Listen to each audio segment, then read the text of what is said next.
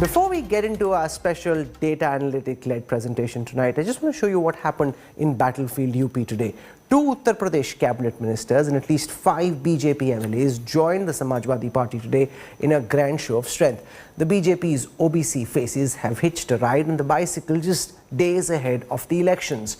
But will this booster be enough for Akhilesh Yadav to unseat Yogi Adityanath?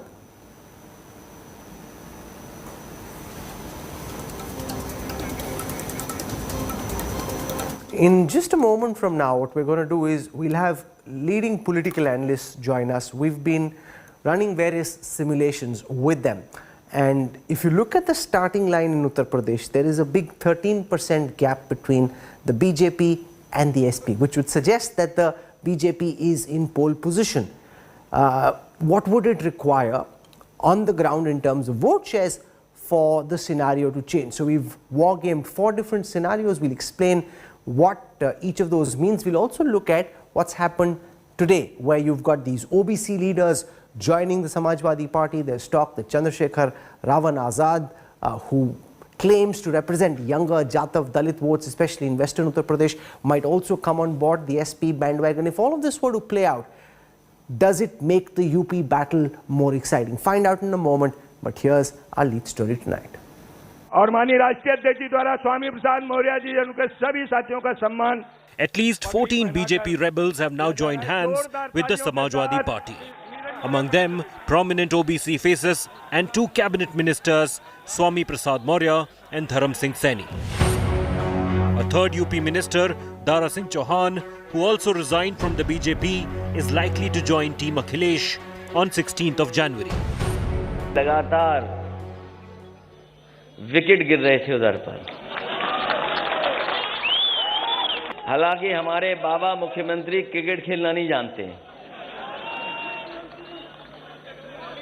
अगर वो cricket भी जानते होते अब तो उनसे कैच छूट गया. 5 BJP MLAs also hopped onto the Samajwadi Party cycle, just days after the crucial assembly polls. They grouse the alleged neglect of the backward castes by the BJP and the Yogi government. Bharatiya Janata party के कुछ लोग कहते हैं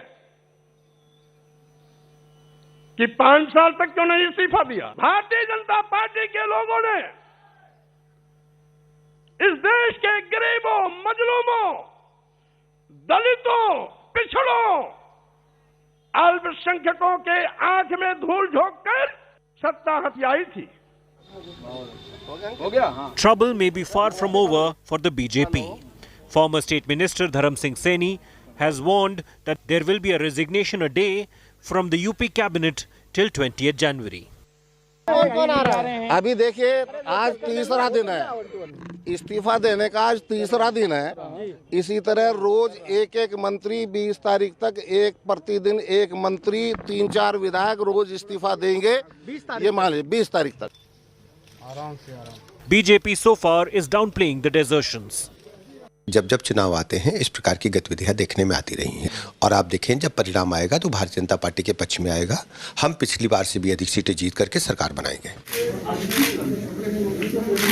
With his former ministers accusing him of neglecting the OBCs, Yogi Adityanath had lunch with a Dalit family in Gorakhpur. On the menu was khichdi and a whole lot of political symbolism.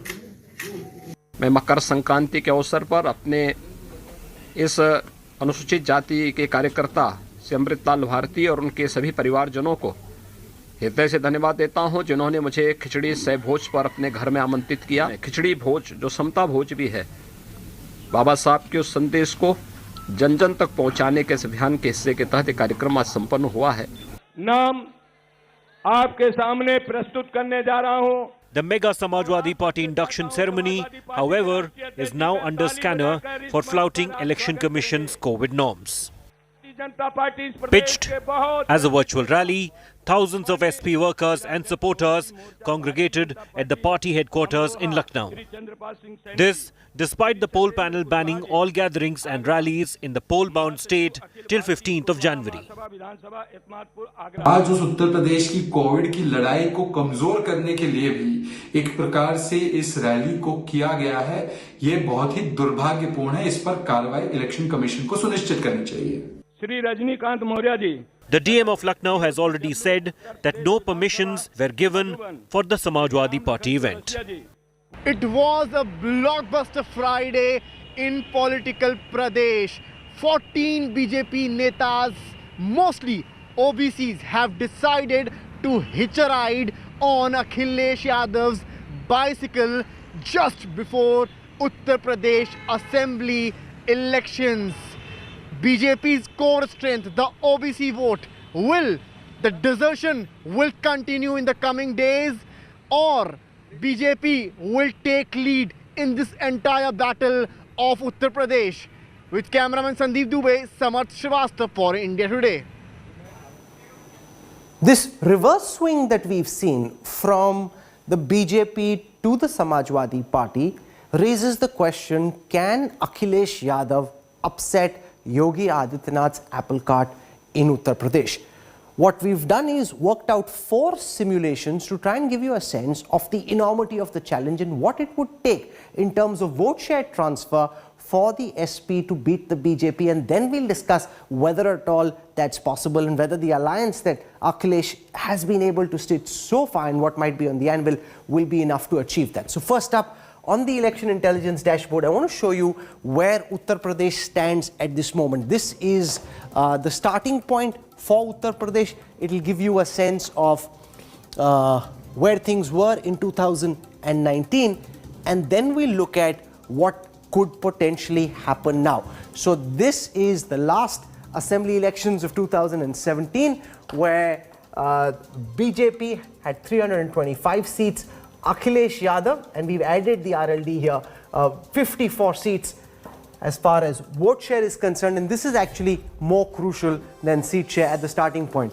The BJP at 40% plus, the Samajwadi Party at 28%, BSP at 22%. Now the question is, if Akhilesh Yadav's party was to do better, where would it get the vote share from? How much vote share would it need to be able to beat the BJP? So that's what we'll focus on in this program, and I want to go across and take you through the simulations that we worked out. So there are 4 different scenarios. I'll show you scenario number 1 first, and I want to tell our viewers that we worked with leading political analyst Rahul Verma in working out these scenarios, and in each of these scenarios the Samajwadi Party vote share goes up. The question is, where is that vote share coming from? Is it coming from parties like the BSP, the Congress and the other smaller parties, or is it coming from the BJP? So in scenario number 1, we assume that the vote share increase of the Samajwadi Party is actually coming from the BJP to the extent of 25% of the vote. So each vote that goes up, 25% of that vote is coming from the BJP.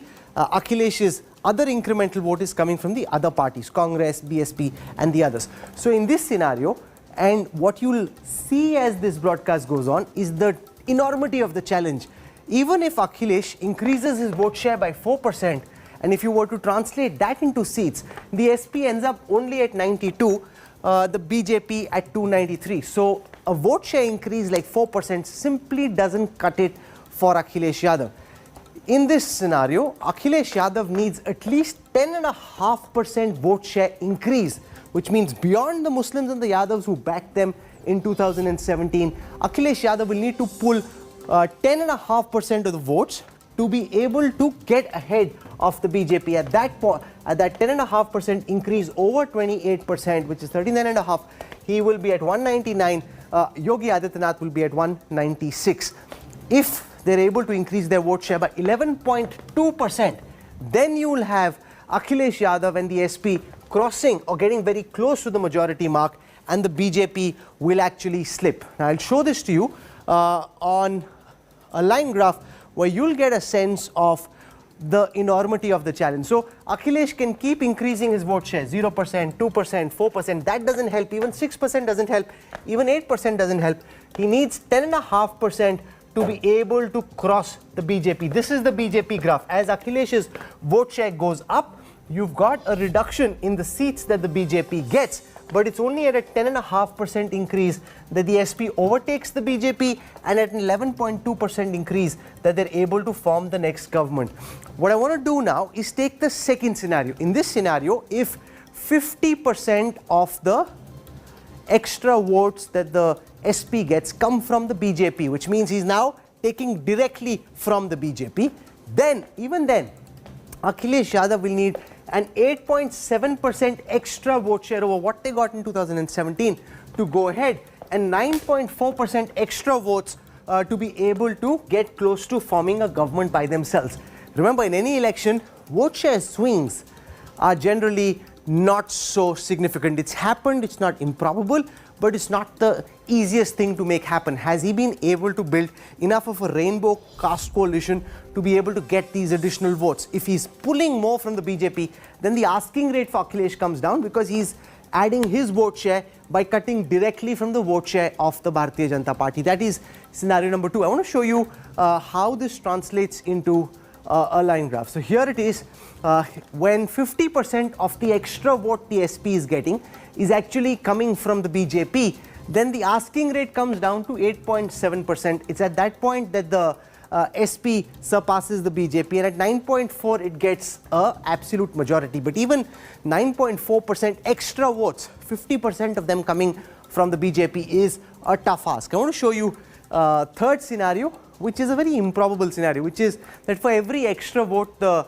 BJP, for every extra vote the SP gets, 75% comes from the BJP. That's unlikely, because the BJP voter is not your typical Akhilesh voter. So this scenario is unlikely, but I'll still show it to you, because even here Akhilesh Yadav needs an additional 8.1% vote share to be able to form the government and to be able to beat the BJP. So, and this is when 75% of the extra vote going to the SP is actually coming from the BJP, which, as I told you, is an unlikely scenario. The more likely scenario in terms of getting extra vote, if at all they get extra vote, is between 25 to 50% coming from the BJP and the others from the other party. So now that you have a baseline sense that, you know, at least 8.1% extra vote share is the ask for the SP to be able to get ahead of the BJP, is that possible given what we've seen in Uttar Pradesh, where you've got around 10 OBC leaders now joining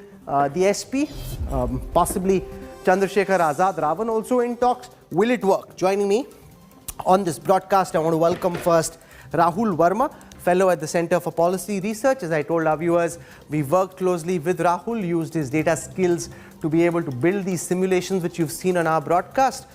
We've got Yashwant Deshmukh, who's hard at work developing the Mood of the Nation opinion poll for India today at this moment. You'll see that data out next week.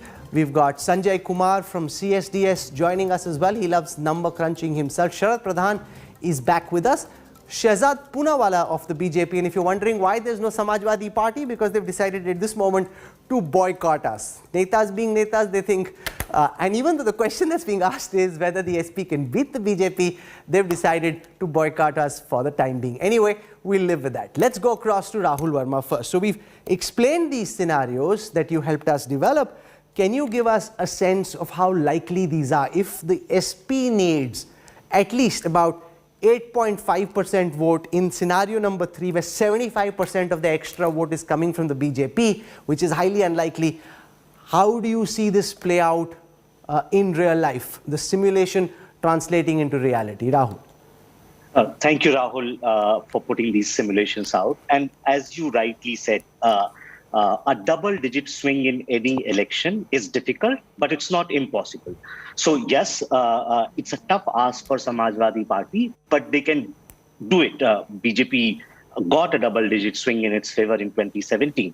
I think in first past post the system, the number of seats winner is going to get is not only dependent on how many votes they are going to get, but it also depends on how the distribution of vote is among other players and also across the geography. So given this situation, and I think there is now a consensus emerging among political observers that the UP 2022 election is largely going to be a bipolar election, meaning this contest would be basically limited to BJP-led alliance and SP-led alliance, much like what happened in West Bengal 2021. So other players like Congress and BSP, they will be basically pushed to margin.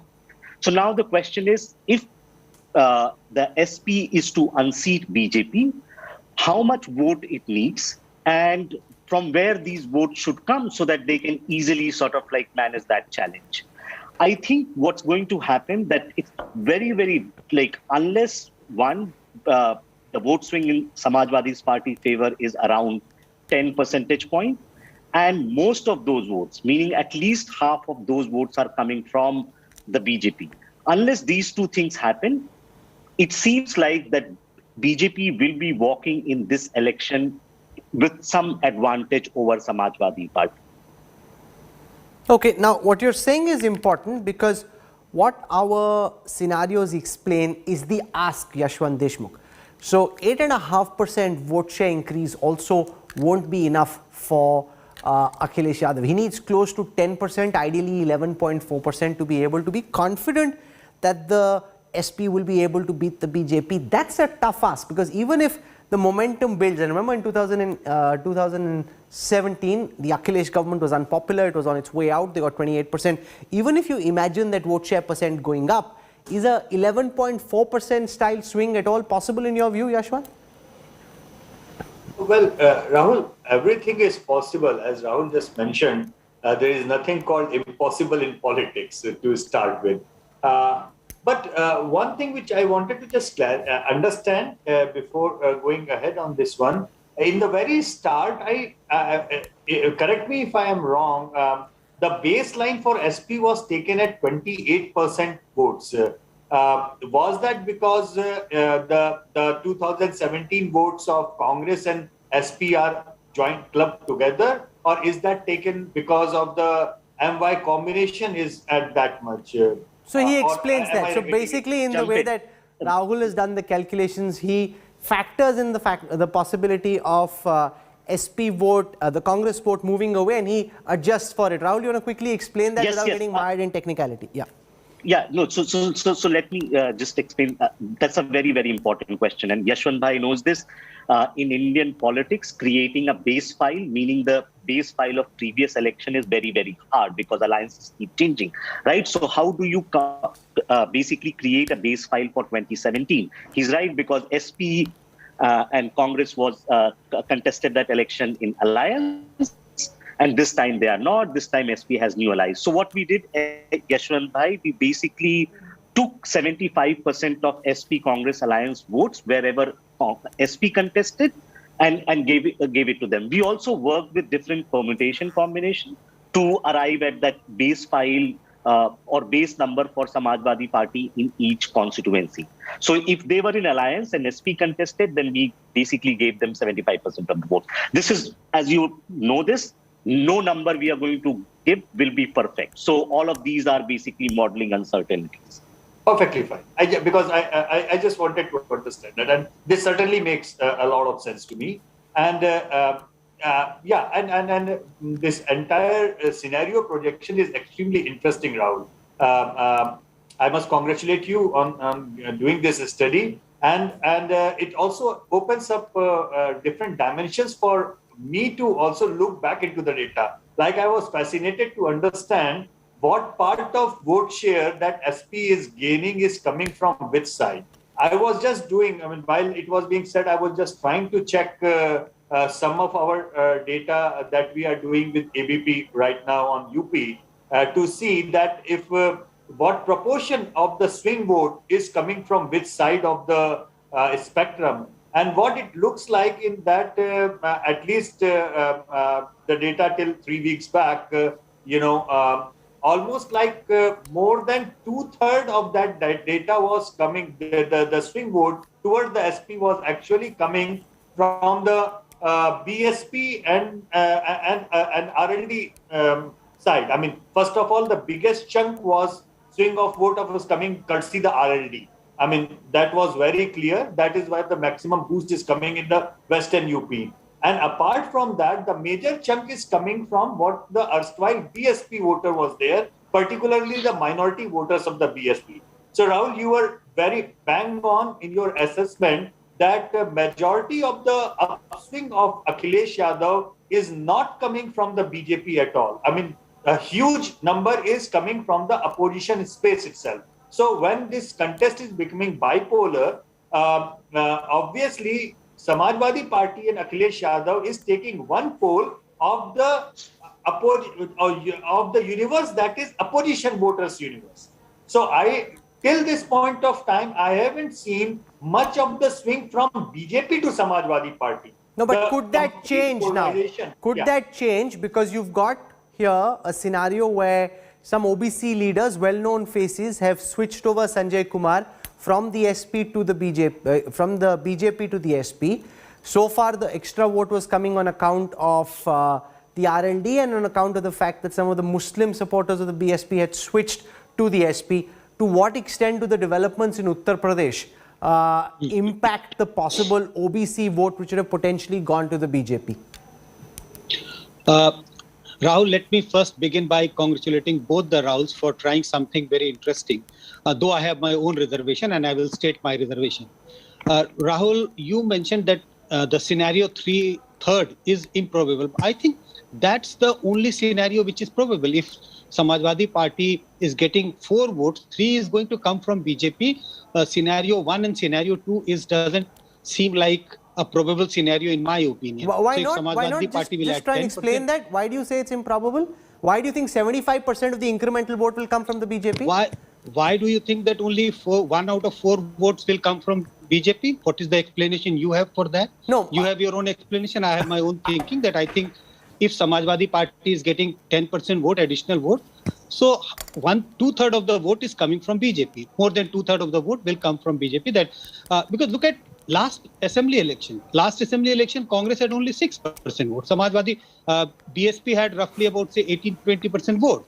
So, and I don't see BSP going down drastically. BJP is still holding maybe about 12-14% vote. Congress will be where it was in 2017. So the votes to Samajwadi Party, the increase in Samajwadi Party will certainly come, a large proportion of that is going to come from BJP.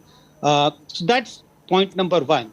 And second, I think scenario number 2 and scenario number 3, if we look at what proportion of votes Samajwadi Party needs to add in order to get to the majority, there is a very thin difference.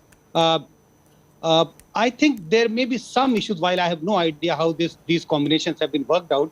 But if I remember correctly, it is just 1%. If 50% of the votes of Samajwadi Party is coming from BJP, and if 75% of the Samajwadi Party's addition is coming from BJP, the gap should be much wider. I think if Samajwadi Party is able to get 75% of the votes from BJP, it should be much less, not 8.5%, maybe 6-7%. That's my only reservation. But I think, in my opinion, the way movement have started taking place from BJP to Samajwadi Party, especially with regard to leaders who belong to the lower OBC caste, this possibility is increasing, has increased during last couple of days. And if more defections take place from BJP to Samajwadi Party of leaders belonging to the lower OBC caste, this probability will increase further. And I would stick to my proposition that out of every 4 votes Samajwadi Party is going to add, I think 3 is going to come from BJP. Okay, interesting that you say that, and you come with a lot of serious academic rigor and research. I won't contest your assumption. It could also be right.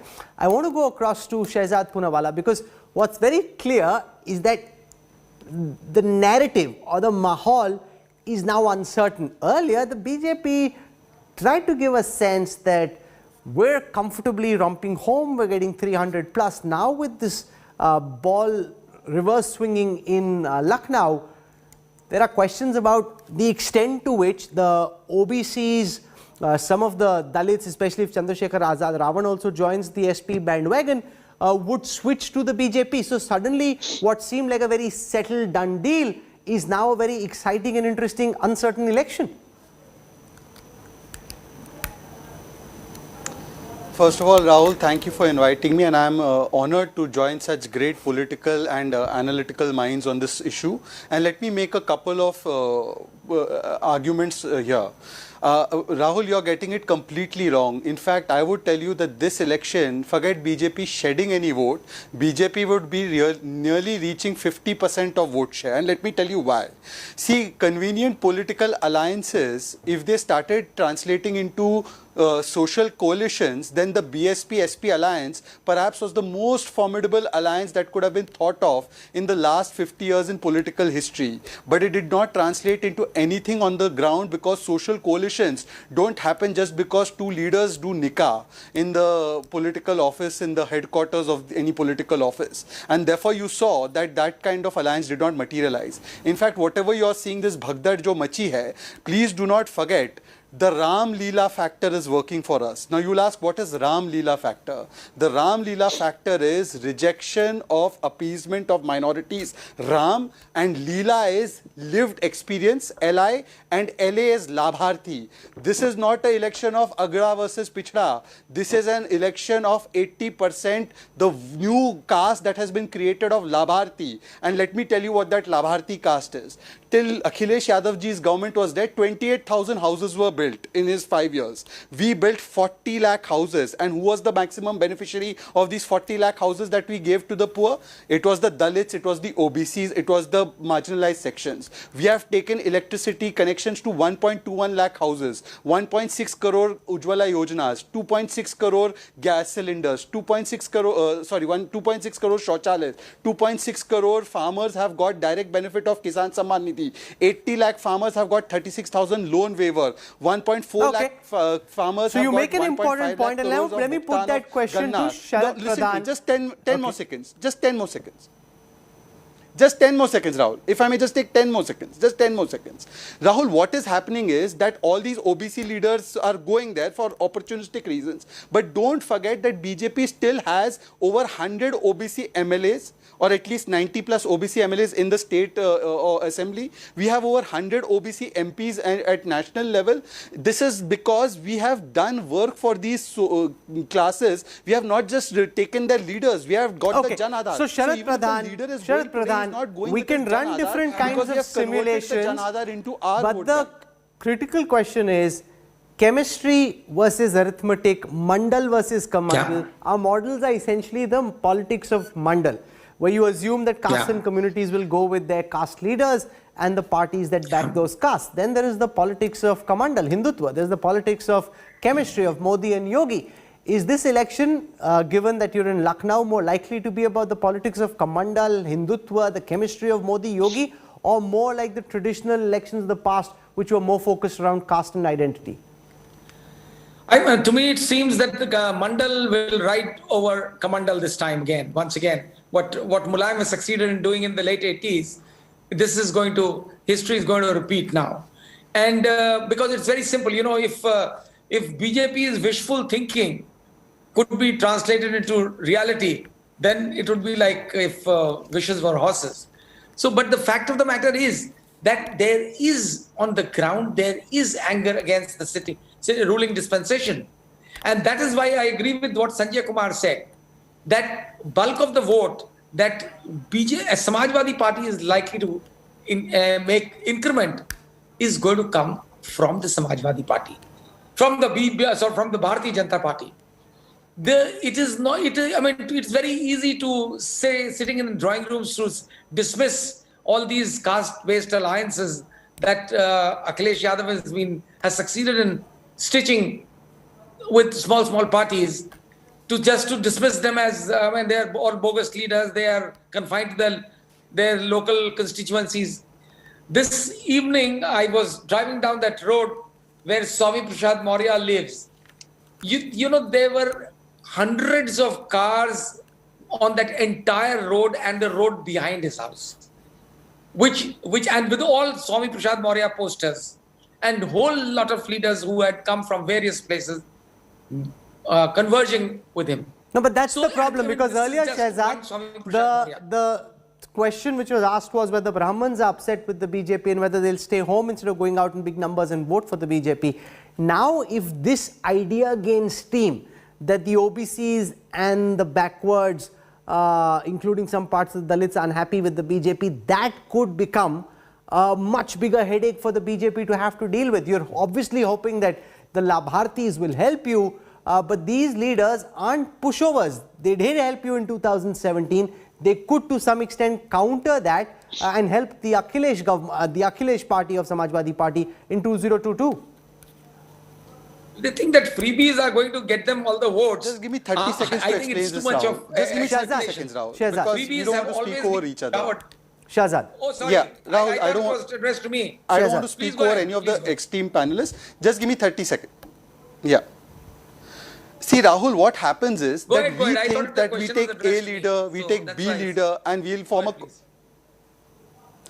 We think, Rahul, that A leader will come, B leader will come, and they will all come and there'll be a rainbow coalition. That is the general thought process. Let me tell you what happens is that traditional vote banks of various parties get very upset and insecure when they see that so many years we have stuck by somebody and now you are giving space, conceding space, which we never wanted to concede to particular social coalition. You are suddenly conceding it. And today, look, all said and done, who's talking about Mathura? Who's talking about Ayodhya? Who's talking about Kashi? Who's talking about all these Sanskritic kendras? We are talking about it. And these voters are very smart. They are looking at all of these things and they are realizing, in fact, even the vote of Mayawati, she is going to completely collapse. And to fight those people who are troubling them on the ground, they know that their best alternative is going to be the BJP. That's a very important point that you just made. The possible collapse of the Mayawati vote, which was about, and I want to go across once again to the election intelligence dashboard, because the BSP vote could come down. It's coming down from 22 in 2017, closer to 20 in 2019. It certainly is coming down. But where will that vote go? That will indeed be a critical question. What I want to show you now is the margin calculator to give you a sense of how many seats were won quite easily by the BJP. Remember, in an assembly election, if a seat is won by about 5,000 odd votes, you'd imagine that things can change. But if you look at the overall number of seats in Uttar Pradesh, which were won by a fairly substantial margin, the fact is that 156 seats out of 403 were won by a margin of less than 20,000 votes. If you look at the number of seats which were won by a margin of more than 50,000 votes, you've got 70 seats out of 403, out of which the BJP won 66. The point I'm essentially making is that the BJP's lead, not just as an aggregate, but even on seats individually, is quite substantial. Therefore, you would need some very serious heavy lifting on the part of the Samajwadi Party to be able to beat the BJP. But Sanjay Kumar makes an important point, and I want to go across to him before I conclude on your assumption or your calculation that if the BJP, if the Samajwadi Party's vote is actually going up, you imagine that a large disproportionate part of that is going to come from the BJP. What is it that you're seeing, sensing, picking up that gives you that belief? Because if Samajwadi Party is able to increase its vote share, it is largely because people are unhappy. I don't see any attraction for Samajwadi Party on the ground. It's not that there is an euphoria in favor of Samajwadi Party. People are crazy about Akhilesh Yadav. I don't get any sign of that. If Samajwadi Party is going to increase its tally of vote share, it is only because people are getting disenchanted, dissatisfied, unhappy with the ruling government. And the ruling government is headed by BJP. So the vote share Samajwadi Party is going to increase will largely be at the cost of BJP, because people seems to be unhappy with BJP and only they are going to shift their vote from BJP to Samajwadi Party. There is no attraction for Samajwadi Party. It is only because people would like to replace the BJP government, then only they will shift their vote. And that is why I feel large proportion of Samajwadi Party's increase in vote will be at the cost of BJP's going down. Okay, I'm out of time on this discussion. We could go on forever, but we came up with an idea during this conversation itself, because you had sharp minds like Yashwant, Sanjay Kumar, Rahul Verma analyzing this data. So the idea is this: if the BSP's vote is to decline further, which is very likely, Mayawati's hardly even fought this election, where could it go and to what extent? You've got the Chandrasekhar Azad Ravan factor playing itself out also. You've got election after election, a very clear decline in the BSP's vote. As that vote continues to decline, if that trend were to accentuate, where is that vote likely to go? So we'll build on that. So Rahul Verma, we've got more homework, a second possible simulation to work at, and we can then analyze the impact of that simulation in another conversation that we set up. Remember, till the 10th of March, we'll be doing a lot of these on India Today, not just tu meh, back and forth, one guy saying I'm the best, the other saying no, I'm better. That makes very little sense. We'll try and dive deep into the numbers. I hope you enjoyed this broadcast. If you enjoyed data, if you enjoy elections, I'm pretty certain that you would have benefited from the insights that came out. At least got a sense of the asking rate, like at least 8.4% vote share increase for the SP to be able to go past the BJP. That's a tough ask. Incumbent Congress on the one side and the Aam Aadmi Party, which hopes to form the government in the state. To get a sense about the stakes for the BJP, we're joined by the most prominent Sikh leader of the Bharatiya Janata Party, Hardeep Puri, with us live, Union Minister, and now very deeply entrenched in the politics of the BJP and in the politics of Punjab. Mr. Puri, welcome to India Today.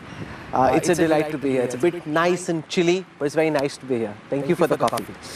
I want to start by asking you about the BJP's overall sense of what appears to be a five-way fight in Punjab. Usually it's a three-way fight.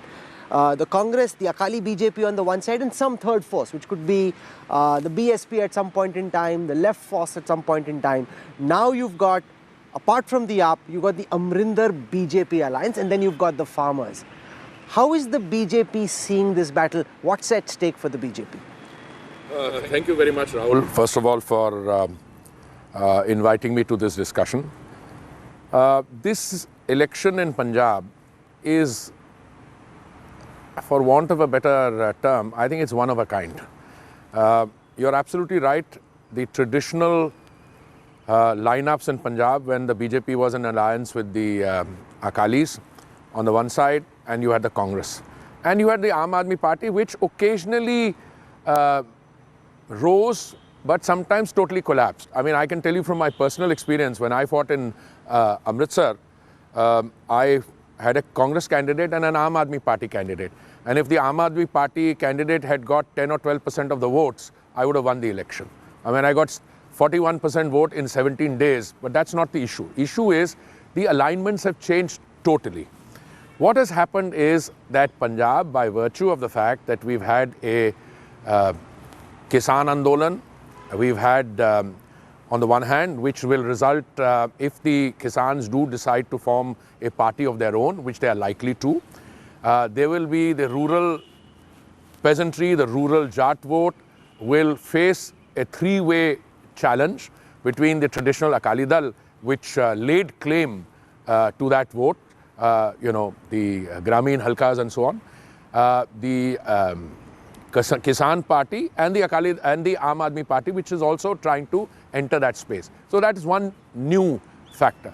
Second factor, I think, which is very important in Punjab today, is that having unshackled itself from the Akali Dal, the BJP will be a far more potent and viable force. Because in the 117 member assembly, the BJP never contested more than 20-23 seats. And it had only 5% of the vote share. So, and even in the urban areas, sometimes the BJP did not do well because its alliance with the Akali Dal led to apprehensions, it led to distrust for a variety of reasons. So while you'll be stronger in the cities, do you accept and acknowledge that there is a deep sense of distrust or uneasiness with the BJP, especially in the rural Punjab, in the pinds of the state, where because of the position the central government took on the farm laws, the BJP is not seen as a very trustworthy party? I would look at it differently. If you look at the urban vote, and whether it's urban, pure urban, semi-urban, etc., the fact of the matter is that the BJP has a vote bank. BJP also has outreach into the rural areas. So if the BJP puts up a lot of Sikh candidates, which I'm expecting them to do, you will have many surprises. That perhaps explains the reason why a lot of prominent Sikhs from all walks of life, retired civil servants, DGPs of police, from the armed forces, are lining up to join the BJP. I mean, in the last few days, if you look at the number of people who've joined, that explains, because I think they see with the alliance with the captain, with the Dhinsa group, etc., many Sikhs who had apprehensions about the earlier Akali Dal alliance will now gravitate towards the BJP because the BJP's own programs, which are development anchored, have a certain appeal to them. But these aren't mass heavyweights who've joined with a huge backing of voters. These are largely good names to have, but they're not the big Janta ka Neta, as it were. If any one of them joins and is able to carry 10-15,000 votes with him, plus a traditional BJP vote bank, you will have a BJP victory. I mean, for instance, I don't want to go into examples. There's one person who has joined us, let him remain nameless, twice MLA. He has an NGO which has 30,000 votes with it. I think people like that are winners. Secondly, Punjab today, the traditional, I mean, we were starting to where the BJP was positioned, but Rahul, look at where the Congress is. The Congress is today facing, I'm not talking about the 5th January incident and, the huge monumental failure on the security front. I'm not talking about that. I'm talking about the ongoing civil war, which is escalating by the day between the incumbent chief minister, who presents a certain platform, and an aspiring chief minister, very colorful person, friend of mine, friend of all of us. That doesn't augur well for the party. And that is why you have a party which has been in power for 5 years, which is now deeply divided, and you have different people articulating their future in a very fractured way. Let's spend a moment talking about the incident on the 5th of January. It's very clear that this was a big security failure. Do you think this is just sheer incompetence on the part of the state government, or do you attribute malice to what happened? The dividing line between incompetence and malice is a very thin line. It gets blurred very often. I think incompetence is a large part of it, but I think there was a sinister design. And I'm choosing my words carefully. Sinister design was there. Let us somehow ensure that the Modi rally does not succeed. In the process, they committed harakiri. They shot themselves in the foot, because some basic arrangements which the state government is required to make by virtue of having responsibility for law and order, they failed to do that. In the process, endangered and made vulnerable the Prime Minister's life. Now, one of my colleagues has used the word khuni irade. I was asked on twice, do you subscribe? I said, irada is something you must ask the person who failed in his or her duty, or who failed in state responsibility. But all the facts leading to that means that their intentions were not of a benign nature. They wanted chaos. That is why you have a situation where a police officer is providing details of the route to people who should not be there in the first place. Number two, you have, I mean, your channel, I must say, I want to place on record my appreciation for that. You guys have done a sting operation. It's not a sting operation. Sting operation is something, slightly under the cut. It's an issue involving national security. The man is admitting on record as to what they were doing. Look, I was present in Firozpur that morning. I've seen police officers talk to somebody higher in authority and saying that, look, we have no difficulty removing these people and we have to clearing a route for a Prime Minister's visit is not an option. It is a requirement, and the state police has to do it. So I find fault on two fronts. One, this political leadership, the state government abdicated its responsibility. But more than that, I think some people who wanted to do their job, they told them, "Mat karo, kuch gadbad ho jayegi." So they in fact fomented trouble. And I think they got caught. That's the important thing. You come from Punjab, you understand the Sikh psyche, which is why I want to ask you whether you agree with the contention of some of your ministerial colleagues that this seems to be a Khalistani conspiracy. Because, I come from Punjab, there are farmers over there. When someone like a Gurpatwant Pannu is cited as being the person who mobilized the farmers and brought them out, and when you speak to Punjab, they laugh at him. Do you think Pannu, 50 people will come for Pannu? What is the BJP talking about? No, I'll tell you one thing. First of all, I don't know whether you know Mr. Pannu. I met him once. Really loony, and I also know that if he did a rally in Punjab, not more than a couple of hundred people will come. I'll tell you something. Two things happened. One is that Mr. Pannu I don't want to dignify him. I know him. I know of him. I lived in New York. Big on the New York streets. Yeah. And whenever we had a prime ministerial visit, he would try and do something. Try and do something strange. Look, first of all, the fact that there are attempts to destabilize Punjab, well, and that it comes from across the border, is not something I would have any doubts on. I mean, if you see the evidence emanating from GHQ, etc., there are people in that establishment. And again, I'm being very careful. I'm not saying it's always the state. Sometimes it's other forces there. But that country, by and large, a Western neighbor, they are interested in destabilizing Punjab. By destabilization, create chaos and then fish in troubled waters. That's not just Pannu specific, okay? There are a lot of people who, during the last 2 years, decided that they had a different take on it. The same people today are applauding the Prime Minister for the recent decision. You, Hardeep Puri, believe that what happened in Punjab on the 5th of January was a Khalistani conspiracy? Well, it was a state failure out of which the Khalistanis tried to do that. But there was a Khalistani element. There has to be. You see the statements coming out of the neighboring country. How quick. So I am not in a position to quantify.